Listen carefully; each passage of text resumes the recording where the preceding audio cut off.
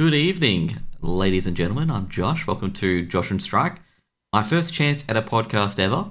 And, well, I have no idea how this is going to work, but we've got Flamboyant here, my first guest. Not sure if that's fortunate or unfortunate. What do you think, Flam? I'm very well versed in the podcasting game, as some would say. If you remember the old Snowball podcast that we used to do. So at least you're in safe hands, Josh. At least you're in safe hands. How safe? Like how safe? Like, I want to have sponsors by the end of this, Flam, okay? You tell me that my non-existent sponsors are gone?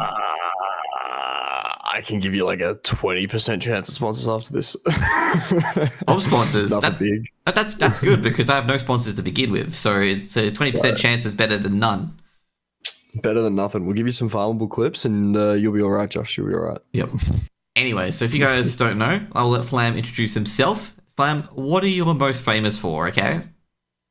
I'm most famous for doing shoeies at DreamHack Melbourne. I'm also a commentator on the side for Counter-Strike, as well as being a football coach for American football in Australia. Very, very rare feat. But yeah, I do a little bit all and around, and apparently, according to some, I'm going to be the next to take up your mantle, seeing that you've retired. So I think I got my work cut out for me in the future, but yeah.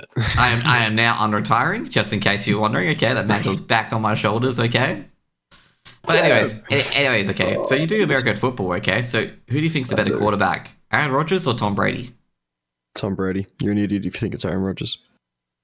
Yeah, you're correct. I'm a Vikings fan, so your opinion's completely correct until Aaron Rodgers joins the Vikings, and then your opinion's null and void. But yeah, so what's the key component of American football in general for you, in particular, like in Australia? Well, it's in a bit of a weird spot at the current moment for American football. Like, you've got some states who are excelling at the moment. You've got some states who are falling behind a fair bit. You've got some states who haven't even gotten a state program sort of set up yet at the moment. And, we're seeing states like Perth and Tasmania sort of growing their programs and growing their ecosystems a lot more, and it's good to see. But as we've seen more development put on towards those states. We've seen states like Victoria, like South Australia, sort of show a little bit more of decline in terms of the player base, in terms of people who are actively wanting to go out and play American football. But the hope is that with flag football coming up, that we'll be able to at least have a bit more of a consistent sort of presence around people in American football, and for flag football in particular, seeing that it is an Olympic sport now. Hopefully Australia can put on a good showing, because we're going up to Finland in about 3 months to try and fight for a place at the Olympics. So we got to pray and see. That's pretty good. That's pretty good. So CS2 casting in particular, when did you start CS2 casting? Because I do remember talking to you a long time ago before COVID about getting some coverage going, because no one was casting it, basically, with the delay coming on. So how I started casting was my ex-girlfriend broke up with me, and I got really drunk. And then I started looking at the HLTV forums, and there was someone looking for commentators. And so I sent them a message, drunk as shit out of my mind, and then got a DM back the day after saying, hey, if you're free on a Monday morning at 2 a.m, come cast for us. And I was like, sounds good to me. Which organization was it? SCL. So if you go far enough on my Twitter, you'll see a lot of my work with SCL. That's where a lot of sort of the articles that I've written were with. They've had to take a bit of an extended break, because hopefully Bruno can get better soon. He heard he was in hospital. Shout out Bruno, shout out Heron. But yeah, those two essentially took a leap of faith on me, and I think it worked out for them. And then we parted ways just before. Well, we parted ways just before what should have been the start of their season that was supposed to be going on now, but it got delayed. So I'm still excited to see what SCL does, but as of sort of now, I don't have any involvement in that at all. But yeah, started picking up ESEA games, started doing ANZ main. I did an ANZ champs game with you and Sir Boris or Luke, and I've sort of just been in and around and hanging around, being the little fucking mosquito I'm in Australia. Well, what's SEO? I have no idea what SEO is. Like, what's it stand for? Spray Community League. It was essentially a league for face at level 10s who weren't good enough to be on teams to come through, and then it started growing really quickly. And we were getting teams like VP Prodigy, Spirit Academy. We were getting the first look at Art Frost. We were getting the first look at Result. We were getting the first look at essentially the whole Aora roster. Yeah. We were getting, players like Mezzy. We were getting players like Spinks when he was on, like before he joined Vitality. We were getting looks at that old GG Howe roster, the one that had what's his name, Metzel on it, Blue Phoenix, those types of guys. We were getting like first crack at those guys and giving them, 300 viewer streams to be able to encourage them to go find other teams, and it sort of worked out pretty well. And we still had like very interesting players, very interesting teams. We had Entropic and their Youth Academy project, which was a heap of 14-year-olds coming through, and so the level was like quite high for what it was, for the prize pools that it was. But it was also pretty good to be able to get a few HLTV games under your belt before you start, solo riding and just having to worry about doing it all yourself. So yeah, it was pretty good. Did you have Gambit youngsters come through, or was that a bit before your time? With the Shearer roster? Youngsters? No, SCL wasn't a thing when Gambit youngsters were around. I think Gambit youngsters had just become the Gambit roster when SCL started. Oh, so it was like SCL, was it a precursor to the We Play Academy League, or was it just when the We Play Academy League went away, SCL became the new thing? It was for most teams. It was sort of a prac league to be able to prep themselves for officials. Yeah. It essentially became an LPL in Europe and stuff like that, where players would be saying what division they were in SCL, if they were masters, if they were challengers, if they were intermediates, if they were newbies and stuff like that. Like it was really surreal to just see that a project that I'd only gotten involved with because I was drunk sort of becoming a mainstay in Europe. And it was pretty fun to see. It was pretty fun to be a part of. I made a lot of good mates through that all. I made a lot of good enemies through it all. Who are your enemies? Nah, just kidding. Oh, let me shout him out. No. Stop. Okay, that was a dud question. Okay, that was a question. That's a no play question.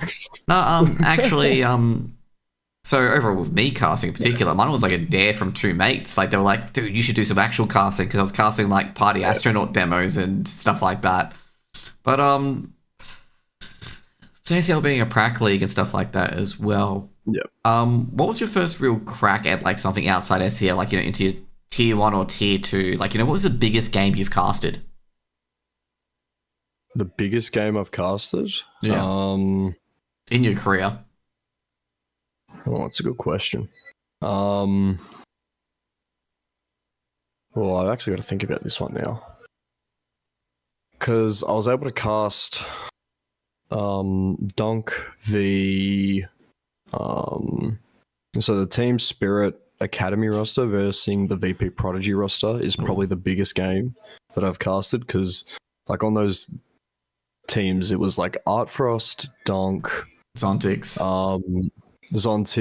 Result, Deco, and like essentially the entire roster of Aora, and then half of the roster of the current Team Spirit. I actually think NATO Safix was in a game that I casted once when he was still playing as a team and he was IGLing for a team. I did an interview with him, which was quite nice. Oh, yeah, he was quite a super sub for a while. He just goes to any team, slots into it fine. It's like he doesn't like he can just he's just such a flexible player. Yeah, he's so smart. He's just he's a great bloke as well. I think the biggest game at like a tier 1 level would probably have to be like the Rooster KZG game I casted like a few months ago, as in like two teams that have notably come off LAN, appearances, teams who were looking on the up, teams who were looking to be contenders and challenging in their own sort of right. Rooster challenging for FlyQuest, KZG challenging Mindfreak, that type of thing. It'd probably have to be one of those two games. But like, I think I've done 3 ANZ Champs games, and then I've done an ECL Asia game. Yep. So it's probably one of them. I don't know, maybe a Bris Vegas Grand Final or something. I'm not too sure. Yeah, just so for some of our viewers, especially people watching on YouTube. So Flam did mention LPL. LPL is like kind of a community-based league in Australia. So obviously SCL is basically like that, and also Bris Vegas is one of our local lands as well, which is run by Defrag and Mav, and he's like kind of the biggest grassroots player in Australia as well. The only one. There's about 3 now, but yeah. The Bris Vegas series, be like the rival to the Blast or something like that at this stage. Yeah. Also, I was going to talk about Row F in particular. So Row F is a bit legendary in Australia. I'm not sure if it's legendary overseas yet. So how did that come to be? I got drunk. I'm starting to think a lot of these stories start off with you becoming drunk. Okay, continue. A very strong theme in between a lot of the stories that I have. It was me, Happy, or Will, and 2BS or Luther. And we all got really drunk at a DreamHack Melbourne. And it was complexity via static. There were like 30 people in the stands. And the 3 of us just went, we're going to act like dickheads and cheer like complexity are playing in the grand final of the major. And so we did. And it was quite funny because ESL broadcast staff had moved one of the crowd mics to be right in front of us because there was 3 of us in an arena of like 35, 40 people. And, being able to heckle Jordan and Pilly, who was casting, being able to pop off and just slowly gathering a group of people was like, we started with 3 people in map 1, and by the end of map 3 we had like, I think it was 40 or something people who just sat near us and started chanting like idiots. And so that sort of started there. And then we went to IEM Sydney. We threw headbands at Wanda because he took JL's headband off. And then at the most recent DreamHack, big ups to Ben Green because he's gone out. Ben Green, Nick Lynch, both of them have gone out and made Row F merch and given us pins and given us shirts and stuff like that, given us bags and stuff. So, to be fair, it's grown out of proportion from what it should have been, but it's still a bit of fun. We're still getting drunk. We're still being rowdy. It's what we're sort of there to do. We're just having fun with it. Yeah. Yep. Is there any reason why Row F was chosen? Like, could it be Row H, Row G, or like was it just because you guys would just sit in the center and that's it? Just came to be basically. We were sat in Row F. And so what me, Luther, and Will would do is text people, come Row F. And people would be like, where the fuck is Row F? And it's like, come Row F, you'll find us. You'll see us. You know it when you see it. Yeah, you'll see all 3 of us standing up and chanting USA when all 3 of us are Australian. And then what? Yeah. It just sort of became Row F because it's where we were sitting. And then people tried to take our seats and stuff during this last DreamHack, and it was very quickly decided that no, you're sitting somewhere else. Yeah. Did any of the complexity or static players, or even staff, talk to you after that? After the initial one? What did they say? Yeah. So I'd gotten kicked out by security for being too rowdy after that static complexity game. Yep. And they had taken me out for about a half hour or so. And then I said to them, I've done nothing wrong. Go look at the security footage. And I assumed they did because they let me back in. Yeah. But for day 3, I had a security guard pretty much tailing me anytime I left the arena, which was quite funny. So we had that happen. And then no, I was talking about the players or the team managers, anything like that. Yeah, not the staff, okay? Not your security detail to look after their brand risk. I mean, detail, well, we had Darth Mike, who was the host for that event. put out a tweet like, shout out to the 3 really drunk Australians for just being rowdy. And we were all like, Mike, if you don't get your ass down to row F. We sent back a group photo of like 8 of us. But Mike, if you don't get your ass back down to row F. We had we had Nick and Ben, sort of 2 guys who were project leading DreamHack, reach out and say you guys were fucking funny. We appreciated that. And then we had people sort of saying, are you going to IEM Sydney? Are you going to IEM Sydney? Just to make sure that we were going to be there and be rowdy as always, and we were. And so we had a little bit of fame pop up during the the first DreamHack Melbourne we were at, and then IEM Sydney we had Dex, David Powell, come sit with us for a map, and he put out the infamous tweet on ESL's global page, which is RoF Legends or something like that. And so it sort of just took off internationally. There were people like, what the fuck is a RoF? And where the bloke's getting drunk at the back. Yeah, if you guys don't know, Dex is the text guy on ESL, so that's where you come from. Yeah, he's a legend. He's an absolute gun when it comes to juggling as well.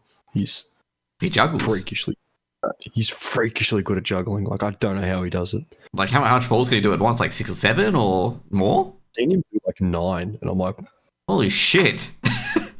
Like, get this boy in the circus, like. Yeah, pretty much. We can do 9. Freakishly type shit. Now I've got a really important matter to discuss with RoF. It's my kind of bone to pick. Okay, so during the ESL Challenger Melbourne semi-finals, RoF cheered for Rebels. Okay, and Rebels lost to Aurora, and I said Aurora would win, and it got called a traitor. Then RoF tipped Aurora to beat MIBR, and they lost. Do you think RoF are bad at tipping CS matches? So you guys quite funny. I had all of RoF booing me because I was going for Aurora in that Aurora Rebels match. Yeah, same. Which is why I got the jersey from Aurora's team owner. So I gave you a jersey because every time Aurora would win a round, I'd stand up and be like, "Let's fucking go," and the usual stuff. We're not necessarily bad at tipping. We just pick the team we want to see win, not who we think will win. Because let's be honest, Insani during that event was an absolute headshot machine. It reminds me of Prime Scream back in his day. He looked like he couldn't miss a target. Resalt was having an absolute tournament of his life, and we all knew Insani was playing 10 times better than Resalt was. And so a lot of us were like, yeah, MIBR is going to win, but we want to see Aurora win. Actually, I was going to say, there was an interaction between Aurora's team owner and RoF. Like, how did that go down in the end? Because obviously it was like, at the start, it was a bit of a shouting match, and then you guys were all drinking together. We all started drinking together, and that's when it wasn't really a shouting match. It was just us just heckling each other and then going, we're all here for a bit of fun. Let's fucking, cut this shit out. And you got drunk? What, Aora's... Oh, yeah. That's... Aora's team owner then, like, started handing out skins, and everyone was like, what the fuck is this guy doing? We love him to bits, but... like, we still have no idea why the hell he did it.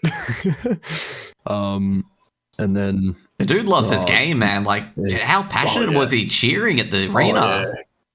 He was a lone wolf army, and he was somehow being able to, challenge the rest of the crowd. And we're like, this is incredible. This is RoF versus one Russian dude. Like, this is a matchup for the ages. But yeah, it was always good fun. It was always going to be a bit of fun. We weren't, genuinely going after him, and he wasn't genuinely going after us. Oh, yeah. What about a chatting match? Like, it was all like fans, like having a bit of fun and whatnot. Overall with casting in particular, where do you think like your casting's going to take you into the future? Like, any big targets or anything like that, or is just go as the river flows, basically? You probably have the same vision of me of the current scene where, you've got your top 6 or your elite 6, Jordan, Pilly, Mac, Jim Nesso, Conky, Komodo. The goal is to crack that, and to displace one of them. Where do I think it's going to take me? I genuinely have no idea. I'm just here for the ride. I've just strapped onto the side of the car and I've gone, let's see if I can get anywhere. But I do have some special things popping up in the works in the future over the next few months. So I'll be quite excited to see where they take me and the opportunities that they lead me. Do I leak? No. Don't leak. This is me. This is just me. It's just me. I'm planning to expand into 2 or 3 different games in the future instead of just sticking to Counter-Strike. But hopefully I'll be able to keep sort of grinding and chipping away at the eventual goal of cracking the top 6 and displacing Conky because he spends too much time on Twitter. No, I'm kidding, Mitch. I love you. Mitch, I love you. But the goal is to crack that top 6, that elite 6, and be someone or be something. I'm not going to leak how much time I spent on Twitter at all now, okay? I'm not going to leak that at all. But I've had one post in 2 weeks and I feel absolutely great about myself. Like, I don't know why. All my things is if I see someone like leave something up to just joke about, just crack that joke. That's pretty much it. To be fair, like, I do love watching the Conky rock climbing videos. They just tickle my brain in a certain way that I'm just like, ooh. I just turn monkey. Like, I just turn monkey. Turn conky. That's what someone said. Not monkey, conky. That's what it is. I turn monkey. Oh man! Every time I see like Conky's rock climbing tweets, it reminds me of fucking Crap Games, the game on Steam. Even though you know you're rock climbing on that, it's just the scenery just reminds me of that every single time. Like, I feel like that's disrespectful. Disrespectful. That's disrespectful to Conky. Conky's got more form than the Crab Game guys. Like, surely. No, not the series. Not the series. They're talking about the game itself. Yeah, sorry. I currently have people walking around my house at the moment, so I'm just going to intermittently mute my mic until they shush. Give us half a second. Yeah. Oh, we'll just quick break. I'm going to say, I was talking about Crab Game. If you guys don't know, Crab Game's a game on Steam. Okay, it's just the background of like Conky's rock climbing tweets looks like the background of that game of a lot of the arenas I play. So I'm just like reminded of that every single time. But yeah, wait for Flam to get back. And what we're going to do next is we're going to get into some of the news that's popped up recently as well. When Flam's coming back. Alrighty, I'm back. Anything else you want to say to your fans before we hop on to the next part where we're going to talk about news and our opinions on it? Thank you to everyone who said rest in peace, Spice. It's greatly appreciated. That little guy had a 100% prediction record on every single broadcast I brought him on, and he will be dearly missed. Oh, what? Sorry, what was Spice to you? Sorry, what is Spice? Spice was my pet rat who passed away this morning. How old was he? Like, how old do rats normally live for? They usually go 4.5, and he was about 4 years old. So, okay. And we knew it was coming. But still, it sucks. Yeah, I can definitely understand that as well. Yeah. Do you like what other pets do you have? Like, is it just rats, ferrets, anything like that as well, or? So Spice's brother was named Sugar, and we got them both. So we had Sugar and Spice, and I was supposed to be everything nice, but my girlfriend decided that I wasn't nice enough. So she became the everything nice, and I was, sort of, the dude down the road who said that all the time. Dot. Yeah, I was the dot at the end. Yep. But we had Sugar and Spice. It's been quite funny because different stages of my casting career, I've had different pets. So I had Binky, the kitten, who I was fostering for a few weeks. We had 2 fish, the coldest, and I forgot the name of the other one, but I named my fish the coldest, and Rachel will be able to remember what she named her fish. And then I've had a few sort of kittens because I've always grown up, fostering kittens and fostering puppies and stuff like that, and giving them a fair bit of love growing up. So, pretty used to that, and pretty just sort of enjoying, baby animals without dealing with the responsibility of watching them die. So, Okay. Yeah, yeah.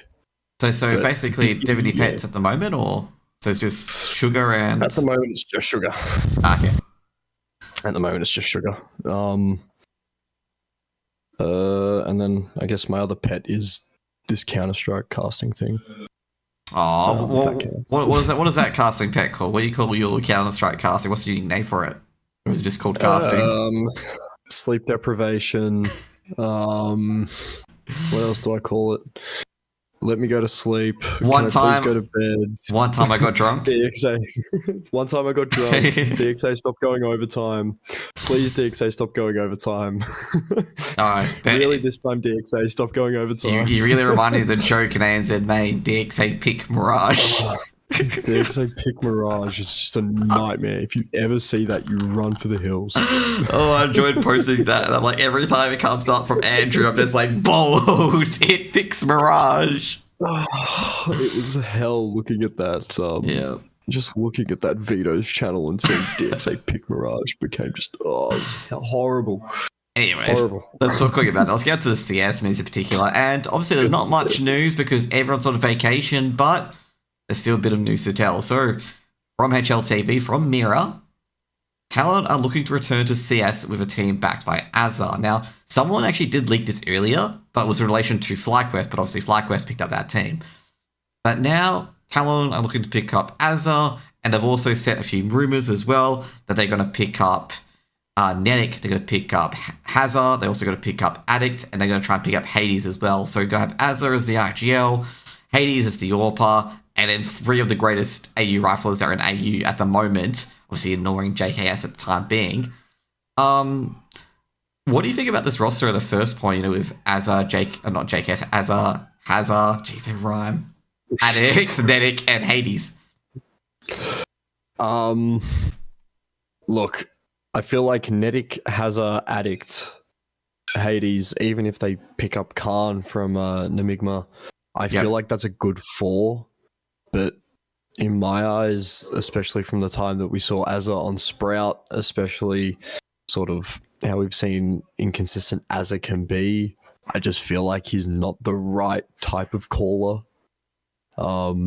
He's not the... I hate to say it like that, but he's just not that guy. He's just not that guy. He's just, it's, I feel like you'd have a better chance picking up an IGL and an AWPer from Europe and then giving them Australian riflers to work around. Yep. But do you have anyone in particular? Off the top of my head, I'm gonna need to look at whoever free agents are at the moment. But you can name any players. At the end of the day, if they can be bought out of their contract, they might go for it.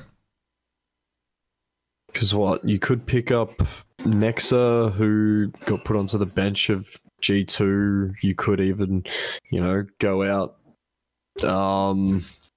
Who else is a free agent at the moment? Sorry, I just have to look at free agents because I very much doubt that people are going to be buying people out of their contracts. Mm-hmm. Sly potentially, seeing that he's gone to an unorged team. Even if you really balled out and picked up JKS in that roster, dropped either Hazard or Nedic into an IGL role. Like, Nedic is smart enough to be able to be a top caller.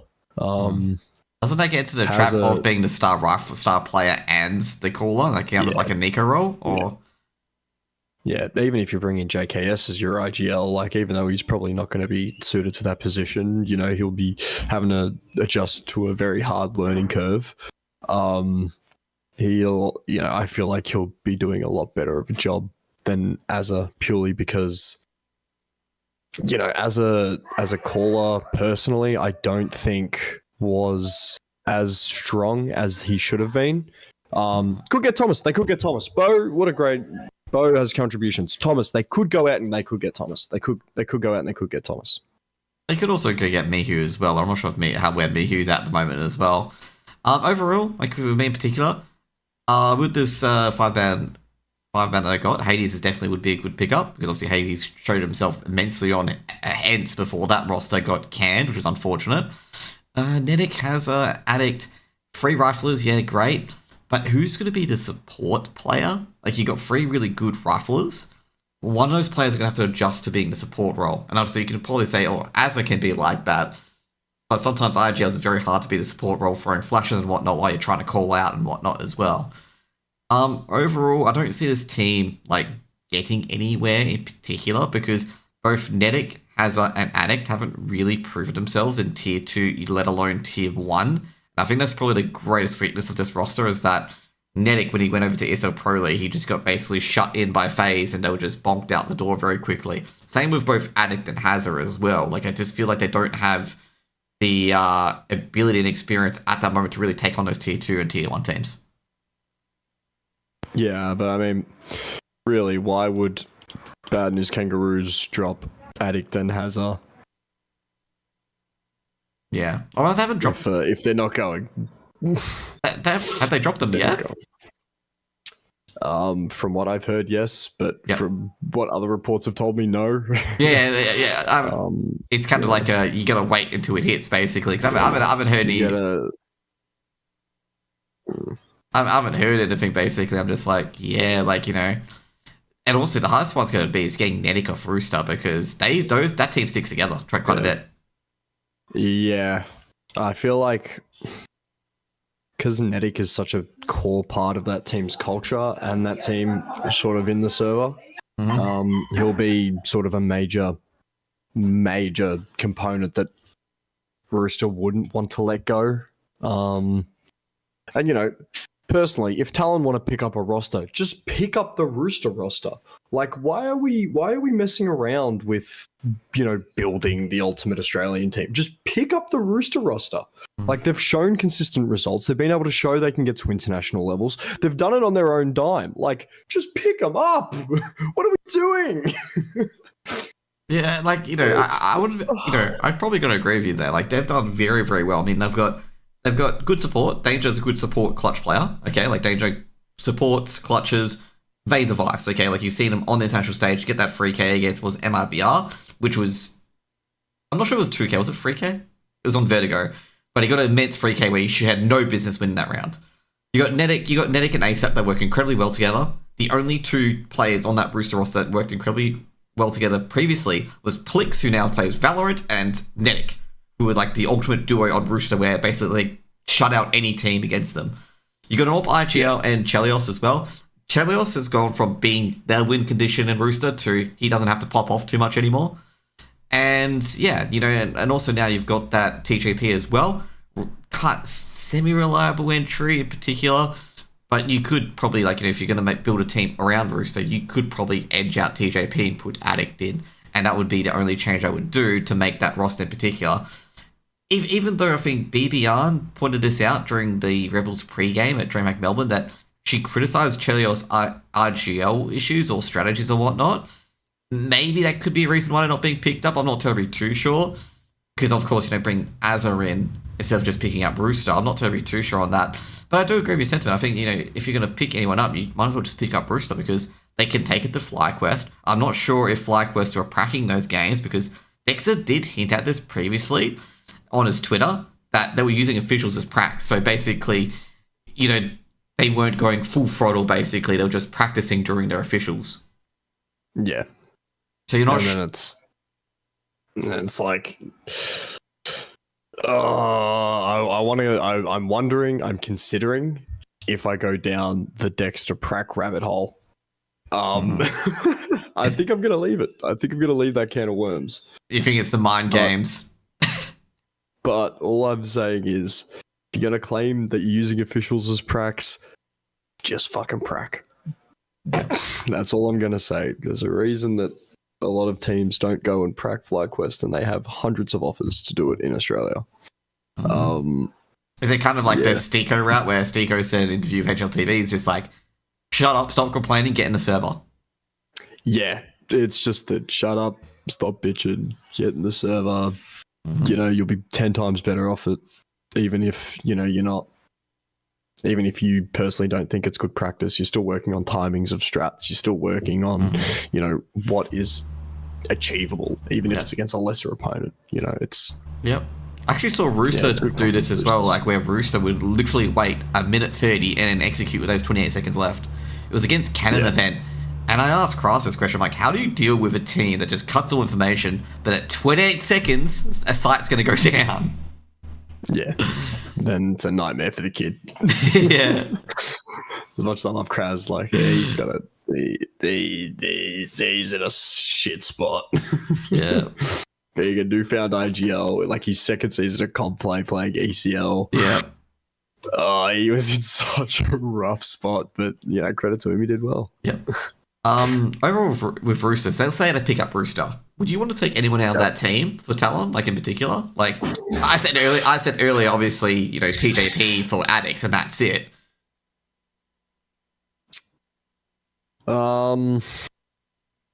Look, I think if you're gonna pick up addicts for someone in that roster, you know what you should be doing is you should be probably taking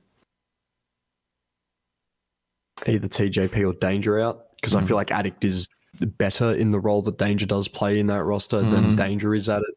You know, TJP you could eventually even drop for Hazza and make it the ultimate Aussie team. But end of the day, it's speculation. I got a lot of love for the Rooster boys. They've obviously got a chemistry that you know is very unlikely to be beaten. Oh, definitely by far. I mean, yeah. And then if you start moving around too many pieces of the puzzle, or you get one wrong personality type in that team, you know, you just ruin any chance that team has for the next 6 months. So I feel like it's very tedious if we see Talon go out, pick up Rooster, and then go, all right, we're kicking TJP, we're getting Addict in, we're building an AU super team, and it's like, well, not only have you taken TJP out of the roster, Australian icon, you've also taken out, you know, a cultural leader and a cultural figurehead for that team. And it just wouldn't end well. It just doesn't end well whenever you do that. Like, look what happened to North Melbourne when they took out Brent Harvey in 2014. Like, it just killed the squad. we go to CS references, okay? Cloud9, Furia. Do I mention Cloud9 again?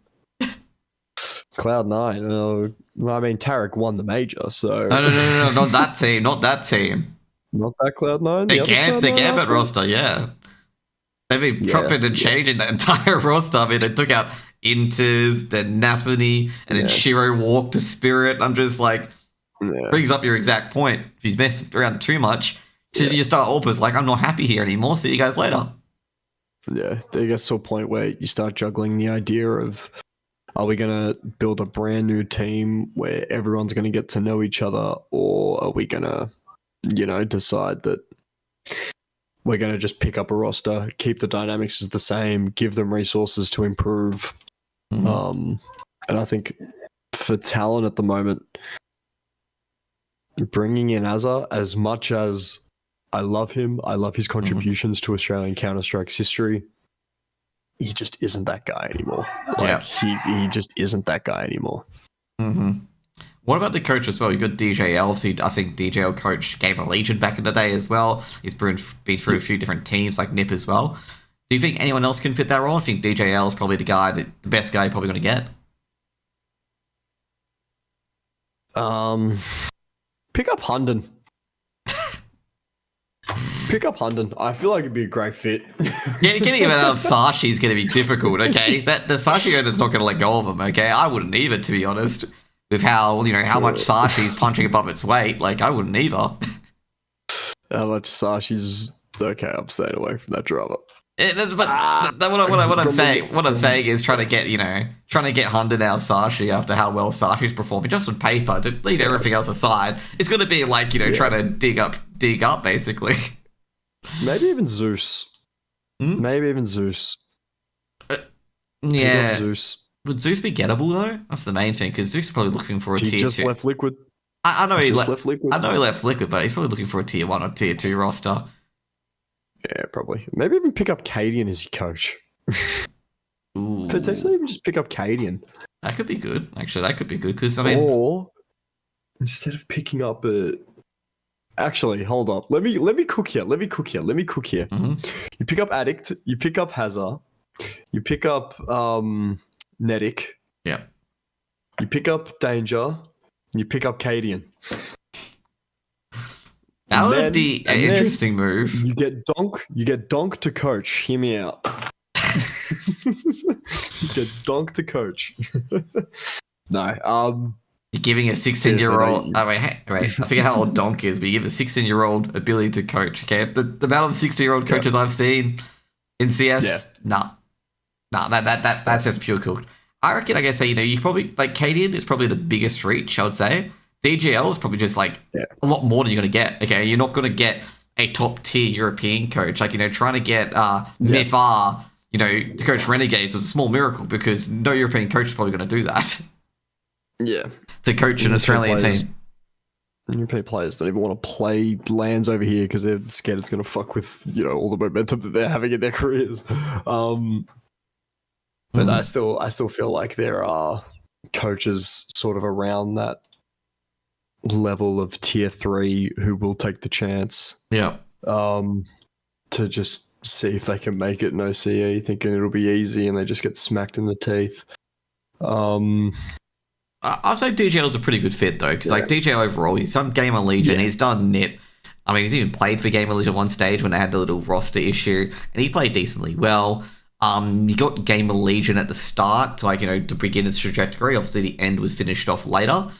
But I think he developed Gamer Legion to really be in that point where they could really develop talent in particular. Yeah. And I think he would be really, really good on talent. And as long as he can keep that pipeline going, it would be really, really good overall. And I think, if this rumor is true and Nedic does take up the opportunity, it would be really good to see how DJL can build his team.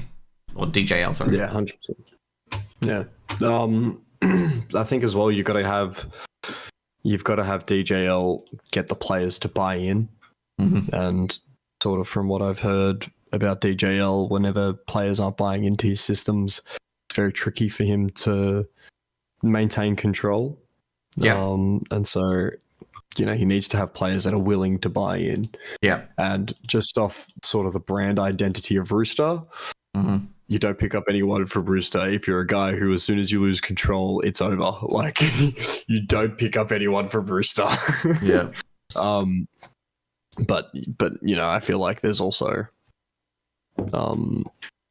coaches who sort of will come in and have a little bit more in terms of respect given to them, instead of what they'll be good at. It's kind of like Cadian as well with Liquid. You saw a team that didn't buy into Cadian system, and you saw Liquid perform a lot lower than what they did.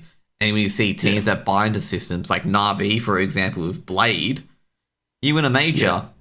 And you know what? I think I need to help out Duncan and Pimp and stuff like that. You can say they overachieved, okay? Because a fluke means they won it by luck. They just overachieved. They achieved a lot more than they expected. And it's not a negative connotation, okay? Good advice from me, by the way. But we'll get on to the next one. We've got groups coming out for ESL Pro League for Pro League 20. I know it's far way down the track, okay? Not for a while. But we got FlyQuest in Group A, and we also got Rooster in Group C. But we'll take Group A first. So Group A, you got FaZe Clan versus Sangal in the first round. Then you got FlyQuest v Eternal Fire. Then you got Heroic v NIP. And then you got Lin Vision v Na'Vi. What do you think this group is for FlyQuest? Hell. In a cell? Hell in a cell. They'll be lucky to come out alive. What teams do you think they can beat? Like in there? Sangal, Lin Vision. If NIP pick Overpass, they could probably beat them. Overpass is gone for the map pool, bro. They can't pick Overpass. They probably beat Sangal. They could probably beat Lin Vision. They're probably a good chance against NIP. They'll give Eternal Fire a run for their money. I don't really see them beating any of the top 3 in that group with FaZe, Na'Vi, Heroic. If they can finish top 5, I'll be happy with that. So lower bracket final. Happy with that. Lower bracket final loss, basically. They can make a lower bracket run. I'll be happy with that if I'm them. Because that is the group of death right there. Yeah, I'd say overall, Eternal Fire, last time they won ESL Pro League, they could have won against Liquid, which is annoying to me when I saw them get eliminated 2-1. I'm just like, no, you guys could have won that. You guys could have got a bit further. I felt like FlyQuest, their rankings overinflated, and I feel like they've overachieved in that ESL Pro League. But to be fair, like, they still got to rank 12. There's some very good teams like BetBoom and stuff like that and beat them. And that's credit to them basically as well. I think their rankings overinflated. Overall, they can give Eternal Fire a good run for their money. But it's about Wicadia. If Wicadia just absolutely just flattens them, they're just dead man walking basically. It's all going to depend how that lower bracket final is going to end up. Do FaZe, do Heroic, or do Na'Vi trip up and completely ruin everything altogether? That's pretty much it, in my opinion. Yeah. The only sort of way that FlyQuest will remain competitive is if we see mistakes from FaZe, Na'Vi, or Heroic. Mm-hmm. And we need to see mistakes from them for FlyQuest to sort of be in a chance to make top 4 in that group. Do you think FlyQuest will qualify upper bracket if teams do make a stumble and fall? Like, for example, let's say FaZe lose to FlyQuest. You reckon they could make semis? Is it top 4 in each group go through? Yeah, it's top 4 in each group. So basically, let's say FlyQuest beat Eternal Fire, then FaZe just choke. Do you reckon they can get further in? Sorry, not semis, quarters. Because you would have Na'Vi and Heroic coming from the upper bracket. You reckon they could take any of those guys on? Na'Vi and Heroic on the other side of that bracket. If it's FaZe v FlyQuest, it's wraps. The moment they make top 4 in that group, they've just got to hope that they come out with some miracle. It'll be Stephen Bradbury all over again, mate. Okay. I tend to agree with you there. I was going to say, like, FlyQuest, they've got to beat one of those teams. Like, they've got to beat the Eternal Fire. They've got to beat all 4 of those teams consistently, which is going to be NiP, Eternal Fire, Sun Garden, and Vision if they're going to make it.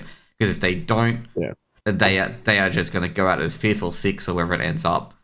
Next up, we're going to talk about is... Oh, you want to talk about the Mongols, actually? Mongols are in Group B with... So first of all, it goes Team Spirit versus Wildcard. Then it goes MRBR v 9Z. Then it goes Mongols v 3D Max. And then we go Koi v G2. Now, Mongols are currently ranked 10 at the moment. Oh, not ranked 10, sorry, ranked 6. Sorry, they're in the top 10. Do you feel that rank is overinflated for Mongols in particular? Or do you think Mongols are actually there in Tier 1 now? They're on that border of Tier 1. Did we talk about Talon? No, Thursday. We didn't talk about Talon. The best news that's happened to this country in almost 6 years. We haven't spoken about it. Actually, you know what? 2 seconds. I got Mongols' rank wrong. I got them confused with Na'Vi. They are ranked at 11, okay? Do you think that ranking's like, do you think they're Tier 1 yet, or just on the outside of it? I feel like they're on the cusp. In my head, if we get 1 or 2 more good performances out of them, it solidifies themselves as, a top 15 team in the world, and then they'll stay up there. But just looking at the teams in this group at the moment, for Group B, Mongols are a top 4 team in that group. If G2 continue to do G2 shit, Mongols are a top 3 team in that group. If G2 decide that they want to leave their PCs at home, they won't be able to beat Donk. MIBR still has Insani, who still gives me flashbacks from last DreamHack. And yeah, I feel like for the Mongols, the best opportunity they're going to have to prove that they are a T1 team is going to be in Group B. That's where we need to see them taking out wins against teams like Koi, taking out wins against teams like 3D Max, like 9Z, like Wildcard. And even if they can sneak, a map off G2, being able to, be a little bit cheeky and forcing him to a map 3 and an overtime, in my eyes, the Mongols have done enough there to at least solidify a top 15 spot in the world. Yeah, I agree with that. I think Mongols have done enough. They've beaten a lot of quality teams. They've beaten a lot of Tier 2 teams as well. They have not been in any Tier 1 teams. I mean, they got to ESL Pro League deep last time and then immediately lost their first playoff match. I think it was only FlyQuest was the only APAC team to win a playoff match in that ESL Pro League, which was against BetBoom. Mongols, I think they had a bit of stage shitters, even in the studio, but they blasted it out of the park against Misa and Yala, where they both won. But then they got jitters again at ESL Challenger, where they went out to Falcons, a team that they realistically should have beaten. Now, in this ESL Pro League, we'll go to that in particular. The only team that I don't see them beating here is Team Spirit. Okay, I reckon they make it up in the upper bracket and then lose Team Spirit, and that's where they end up. I think they'll beat G2. I think they'll be their big apex, their big chip, their big tier 1 team. They'll chip out G2. The big hunt, the big catch, the trophy on the wall is Hooksy's smiling face, and they've taken down the Giga Chad. That's how I feel what's going to end up here for the Mongols in particular. Yep. And anything else about Group B? Like, for the Mongols in particular, like, any discussion, like any players you want to look out for? I know they've got all social media accounts now, so including 910. Okay, including 910. They finally got them onto Twitter. Well, 910 finally turned old enough for Twitter, so because X is the Everything app, so he's finally old enough to have an account on the Everything app. Oh, I did not know this. Because I'm thinking of the Senzu and Mizuno. Yeah, my bad. Oh, either way, I was like, oh yeah. But yeah, 910's child. It's interesting though how Mongols in particular, like, you expect that old roster with Score and whatnot to be in this position. Not a roster that's young as their roster is, okay? With Blitz and Techno being more of the experienced heads. And they look like they're teaching a school, basically, because, Mizuno, Senzu, and 910 are all very young compared to them. I mean, Techno's not that far off as well. I think he's also 19 or something. Yeah. But... I think for the Mongols as well, they've got themselves the opportunity to cherry pick the best talent in their country, in their region, and they've taken full opportunity, and they've actually gotten the best of the best. Yep. Now let's talk about Group C. So Group C's got Rooster in it, and this one's a very interesting group. It's got some teams that are very well established and are going to perform very well. Let's just get it out the way first of all. You got Mouse v Rooster. Yeah, that's pain. Then you got Big v Imperial. Then you got Complexity v M80. Also pain. Fnatic v Astralis. Also a bit of a throwback to the old days. How do you view this group with Rooster in particular? Like, where do you think Rooster's going to go? Because I'm just like, well, you're stuffed. I got a feeling Rooster going to the airport. No, seriously, they've got a good chance against M80. They can beat Imperial if they have a good day. They can beat Fnatic if they have a good day. Big will be a bit of a challenge. Complexity is always going to be a challenge. Astralis, yes, bit of a challenge. Mouse, bit of a challenge. I think how we said Group A was FlyQuest's Group of Death. This is the actual Group of Death for Rooster. I've got a feeling that not a lot of people are going to be willing to stay up at 3 a.m. to watch Rooster. Get fucking shit on by Mouse. I reckon Rooster have got a bit of a chance in this one, depending on their day. Like, if you put FlyQuest in this group, you'd be like, oh yeah, FlyQuest will probably go through because M80 are restructuring. I mean, Mouse may go to G2. That's heavily rumoured he's going to G2. And that's M80's superstar roster because that's built around Swisher, Mouse, and Rek. Yeah. And we've seen there's the IGL and also Slacks as the AWP. They're actually getting everything together. And then they lose a star fragger. And it's just like, it's like them losing Manx all over again. Yeah, I'd be interested to see who sort of comes in. And then Imperial as well. I think Rooster could beat them as well as Big. Like, Big aren't like, they're not a strong team, but they're not necessarily a weak team either. So they're like middle of the ground, and Rooster could beat them on a good day. And same with Fnatic, but at the end of the day, I feel like Rooster are just going to go out because they're going to get spanked by Mouse. They will probably lose to Imperial Big, but it'll be a bit of an arm wrestle. And whoever comes down after that, whether it be M80, Fnatic, or whatever it is, I think they'll put them to bed. Yeah. Your thoughts? Even if Rooster can take a map, I'd be happy with that. I'd be counting that as a massive win. If they can take a series, that's a massive win. If they can force every single game they play to 3 maps, that's an easy win right there. There's not much you can do about that. But yeah, Group C is pretty much wraps. Yeah. We're now going to go to Group D, because Group D, okay, well, this team I like in particular, okay, so it's Vitality taking on Atox. And Atox is a team that it's a red-headed stepchild of Mongolia, because no one talks about them, because everyone's loving the Mongols. But Atox is an interesting little team as well. They did challenge very hard in the RMRs previously against Greyhound. Now, also, we got Furia and Falcons, we got Team Liquid and Ents, and then we got Red Candits and VP. How do you think this group's going to go with Atox, to be honest? And I think it's going to be a pretty rough ride given the upgrade Furia got. I got a feeling Atox and Rooster might want to check if they're on the same flight or not. Because they're both going to go home pretty early. I'd say with Atox, like I'll give more hope for Atox, compared to Rooster. Given the fact that Atox have really gone pound for pound, not only against Greyhound, but against Tyloo as well. Obviously, you can say that Tyloo are shit, and I agree. But they have taken Mongols to distance as well. Like, they've taken some pretty good teams at distance. I mean, Nisa was a bit of a disappointment, okay? But Atox took a lot of teams to distance. Like, they are willing to do that. And even, I forget, did they win ECL? But it doesn't matter. They got into ESL Pro League that way. But they took a lot of teams to distance. In fact, let me see with ESL Challenger, they knocked out, because obviously Tyloo didn't go, because they got knocked out. And I think, no, Atox lost to Lin Vision, but Atox knocked Lin Vision to the lower bracket. Yeah. So, like, those are things you've got to consider. Like, Atox is a very, very underrated team. Like, a very, very underrated team. And I feel like that will be the team to watch out for in particular, I'm going to say. Like, they could really upset here. I mean, they could take down an Ents. They could take down a limping Team Liquid. They could take out a Falcons if they're not careful, or Furia. Like, I'd say, if anything, Atox is the real wild card factor in the APAC region for this one, because at the best they're really high, but at the worst also down here as well.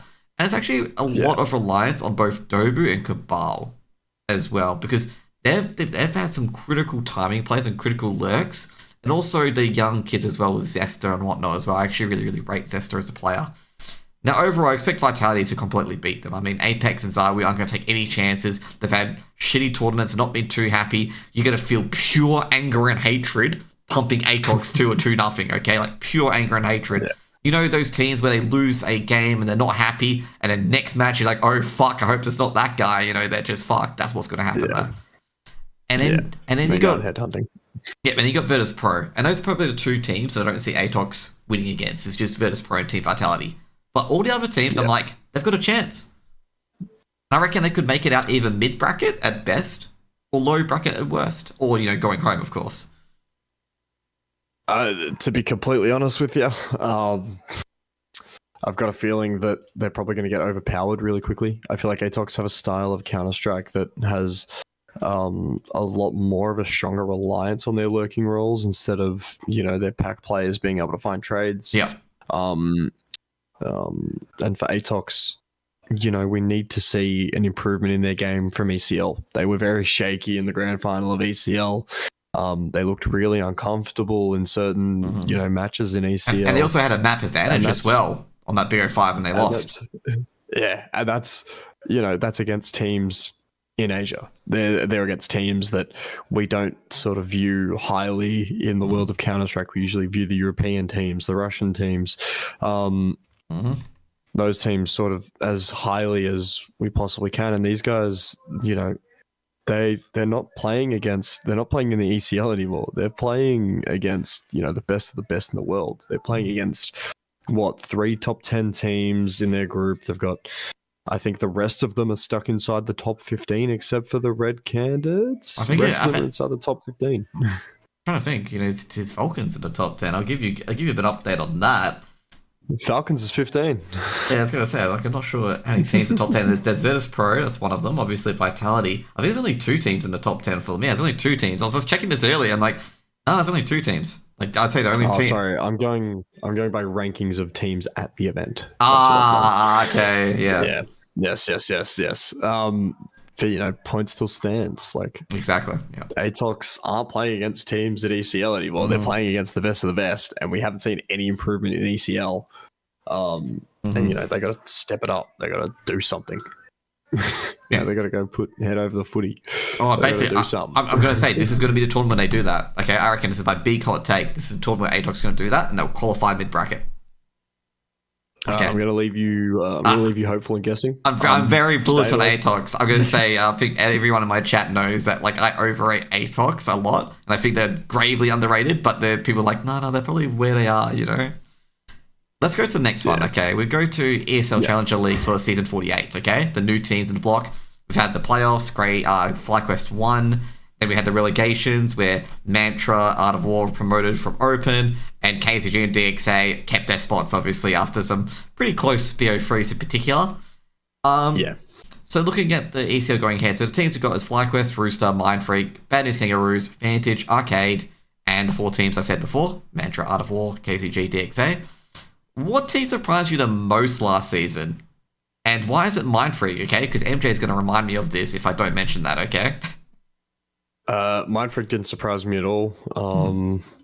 We knew Pain, we knew Smiley were going to be good. We know Gump is good. We know Tux is a mastermind. Super is a goat. We knew this team was going to be good. Let's not kid ourselves. Yeah. Let's not give Michael too much credit. We don't really do that now. He's already got enough of an inflated ego as is.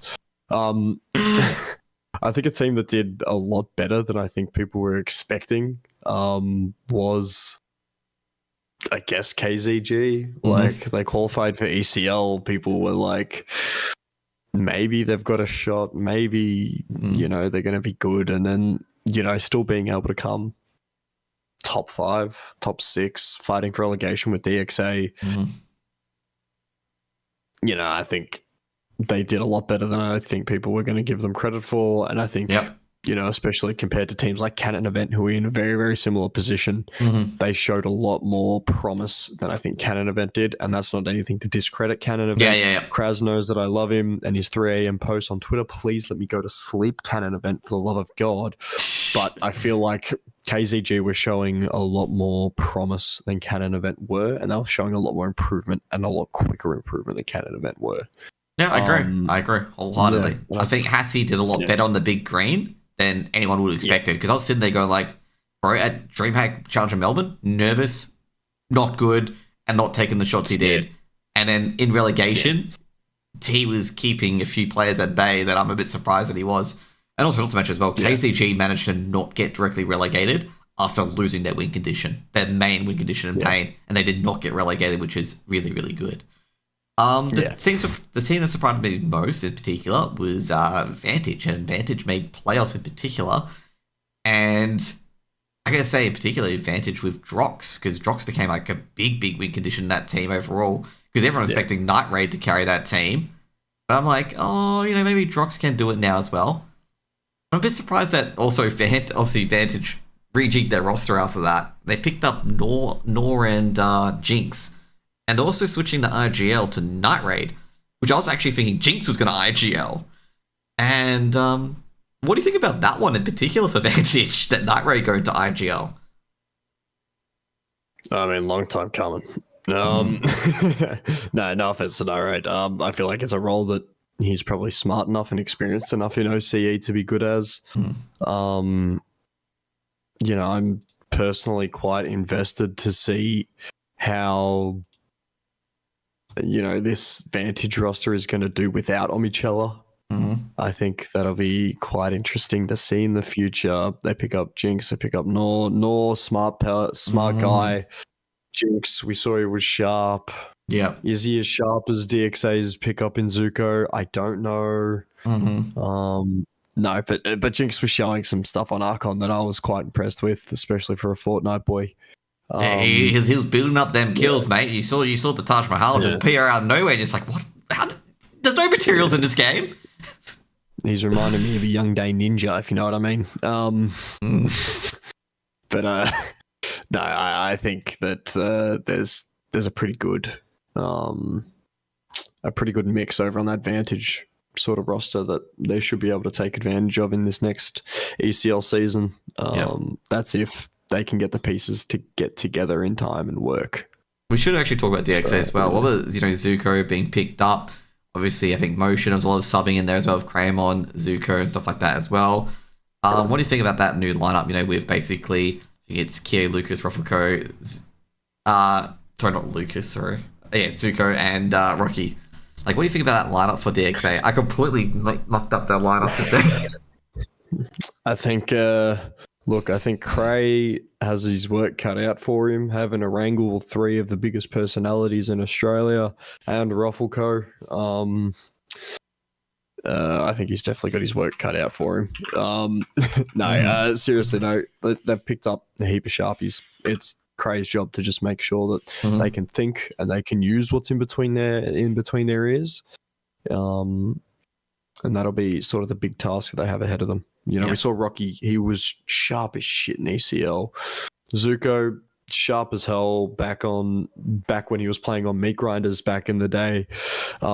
Lucas, representing Tuvalu. My guy, Ruffleco, he's a legend in the server. He's running for charity now. I didn't know his legs could move that quickly. And then Keo, you get a few Pepsi Maxes into the kid and he's an absolute weapon. I can say for DXA in particular, like DXA, similar to KZG, actually worked very, very well, given the fact they lost the best. Okay, that was like probably the worst part for DXA is when they lost the best. Yeah. And I think as well, it's a smart decision for DXA to drop Motion. And this is, I love Motion. I love Jeremy. I love DXA. I love Monitor. But Motion was in a really, really bad slump, especially towards that back end of the ACL season. Definitely. And I think it's a good idea to just say, all right, Jeremy, look, we love you, but fucking kick rocks. It's one of the ones where you got to have to explore for other options. I mean, Motion's generally an IGL. They just put it to Kiro, and then that's pretty much it. Motion was a sub in the relegations and whatnot. They were just basically explaining why he was told to move on. Now, in particular, is there any other teams that need to pick up players, and what players do you see them picking up? We know that Mantra is looking for one more, according to Cheeseball. Obviously, Michela's on the market as well. And what? He quit? Yeah. What other players in particular that we could see moving around or being picked up by any team in particular?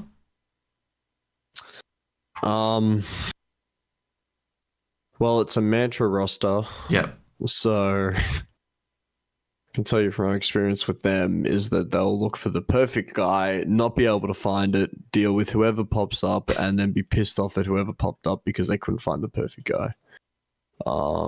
That's how every Mantra roster has ever worked. So that's why there's 20 Mantras at this stage, okay? Like Mantra 1, Mantra 2, Mantra 3, maybe Mantra 4. Yep. Mantra 1 to 3 were the most consistent Mantra rosters, but we made 6 changes in between all 3 teams. They could see Fiend back in the roster. I heard they need an AWPer. Nah, I'm not going to put Lachlan back in the roster. I'm not going to make that. He's probably going to hate me for mentioning him. Put Fiend in. Put him in. Put the kid in. Get the kid. My former casting duo, get Fiend in. Potentially... Well, DPR. Forgot DPR's still a free agent. Is he? He is. Yeah, he is. He is. DPR is still a free agent. He could potentially be picked up. And then, I don't know, B&K have made a few moves. I think B&K have their roster. If B&K lose Attic and Hazard, who do they really go to the market for? Because they're going to have to pillage other teams as well. So obviously they'll have Wombat, Daniel, and Brace. I got my bets on them picking up Omichella. Yeah, could be. I think it was announced that Omichella had gone to... I haven't seen any announcements yet. But with Rooster in particular, obviously if Nedic goes from Rooster, who do Rooster pick up? They'll find someone. They've always got someone to... they've always got someone who is sitting there at the back. Just waiting to step in. But yeah. Blitz is still +2. Forgot about Blitz. They could probably be pillaged. Harbour could go to somewhere. Yeah, could go to Rooster as well. Could ever go anywhere. Brace basically as well. They just need a good rifler. I'd say overall for Rooster in particular, they've had some really good stand-ins. You could even go back to the old Downfall days where they merged with a couple of teams. They had Spudrick, they had JCG who played really well, but I think JCG's long gone. They also had Deckney, but I think Deckney's also long gone as well. There's a lot of those players that can just pick up the rifle and really train them up in particular. But overall, like I say, this has actually been a really, really, other than the Talon news coming out, this has really been a stable roster mania for the AU scene, because normally you see like just rosters go everywhere, but there's really only been like 3 changes at best. I'm shocked that we have, 70% of our team sort of staying together. I'm just shocked at this. Absolutely distraught. I don't know what to do anymore. I don't know what to think anymore. I might just have to go cry. It's been really just stable. It's just been very stable. Like, nothing out of Arcade, nothing out of KZG. DXA did a small change, which they had to do. So did Vantage. BK could stay the same, depending on what happens to Talon. And it could be like just very stable. And I'm just shocked by this because obviously I was like going, well, maybe Mind Freak will pick up a few more pieces in particular because, of course, they made a pretty deep run. They've got Pain there. And then they didn't make anything in particular. So I'm just like, okay, they must be happy with their roster. And it was really only Vantage doing anything. And I was a bit surprised as well that Arcade, but then again, Arcade already picked up Triplus from the Archon roster. And I think that's all they really needed. And then build up what they've got. And then Art of War, you're never going to split those guys up. And particularly, you got Fruity and Banana, Neo, Sunshine, Super Best. They always play with each other. And they plug each other quite a bit. The only replacement I can see in there is just adding Terry. Because I love seeing Terry and Banana together. The dynamic duo. But that's not going to happen. But overall, like you don't see much reason to mix up or replace any of these teams in particular. Because with Vantage, I felt Omachella for North Omachella is a bit of a side grade. And also putting Night Raid to that IGO roster, I think that's actually a good move because that's showing a shift from Night Raid being the key win condition to Drox. And I think that's a good idea given that even though they got absolutely beat by Mind Freak, Drox was really the only one that was performing in both assists and kills on that Dust 2 and Mind Freak stomped them. And I think that's probably a good shift. Yeah. Yeah. I think for Vantage as well. Yeah. Being able to give Mind Trick something new and giving him time to be able to work with that Vantage roster is going to be good. Mm-hmm. But yeah, like... I think that's pretty much it. There's not much. There's not much. There's fuck all in terms of news. Like, there's really very little. Yeah. I'd say that's pretty much it. Any thoughts about, news we talked about, Talon, ESL Pro League, or even ESL Challenger for Australia in particular? Like, any thoughts, any opinions, any hot takes? Any hot takes? Fuck Toby Brace Barnes, the poacher. No, I'm kidding. I love you, Barnes. I love you. I love you. Jeez, I love you, Brace. I love you. Adopting the Foggers routine, okay? Yeah, I just interviewed Foggers, so I'm using all of his like shticks. Yeah. I've got a feeling that soon you'll be Rostermania hasn't started yet. Okay. I got a feeling Rostermania hasn't quite started yet. And I can't wait for ESIC to find me. No. But it's not the ESIC part. I was going to say, with Rostermania in Australia in particular, it's just everyone's just waiting for that rock to tumble first. Like, if the Talon news is true, and it'll just basically be a feeding frenzy, basically. That's how I feel. Yeah. This will probably be the best opportunity we'll get. If that Talon roster is true, it'll be the best opportunity you get to see players make that jump up to tier 1 in OCE. Actually, do you think they'll get it? I think it's going to be exciting. Okay, it's actually... Sorry, this popped in my head. How does Talon get an ESL spot in Australia? Like, will they try to make a move for that? Or try to get direct invite to ESL Challenger AU? Because they have free players for it. But they may not have the core because they need free players from a previous roster. So they've got Hazard, obviously Addict. Could they make a play for the Bad News Kangaroo spot? They're going to play open. Yeah, is that what you reckon? There's no way because the slots are tied to the orgs, not the actual teams. Mm-hmm. So they've got to go through open. Okay. Yeah. Okay. So we're going to be seeing Addict, Hazard, Nedic playing open. So if you're playing open, or they could even sit out. They could even sit out the season and just take the invite at the end of relegation.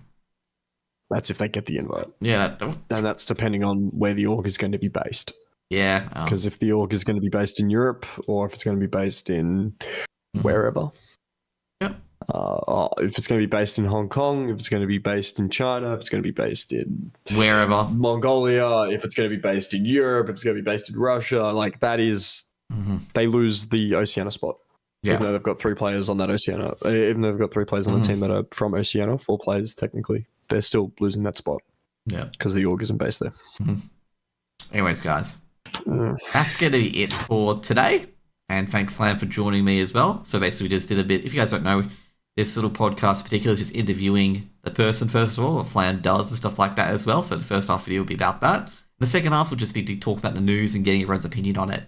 Thank you guys for coming in. And I really, really appreciate you guys giving me some suggestions and stuff like that as well.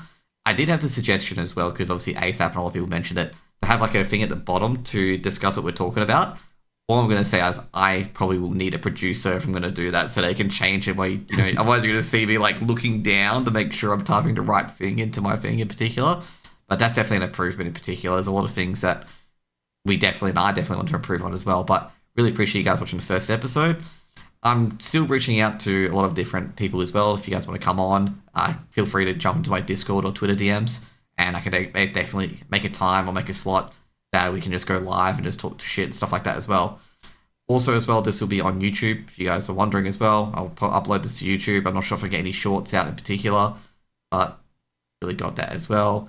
And this is going to go on shorts of Flam making the face in particular, so I'm just going to meme him.